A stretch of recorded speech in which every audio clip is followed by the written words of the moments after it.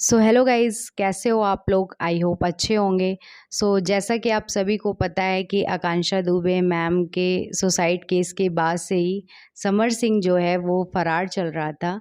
पर पुलिस की बहुत ज़्यादा कोशिश के बाद फाइनली पुलिस ने समर सिंह को गिरफ्तार कर लिया था।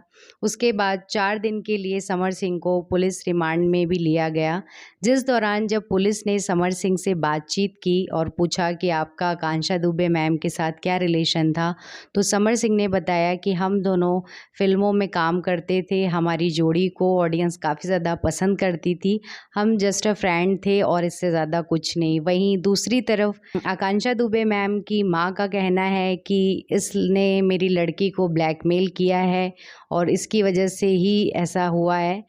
गाइज़, आपको बता दें कि जो आकांक्षा दुबे मैम का फ़ोन है वो सर्चिंग टीम के हाथ लग गया है और उसको रिसर्च टीम के पास भेज दिया गया है ताकि रीज़न पता चले कि क्या हुआ था।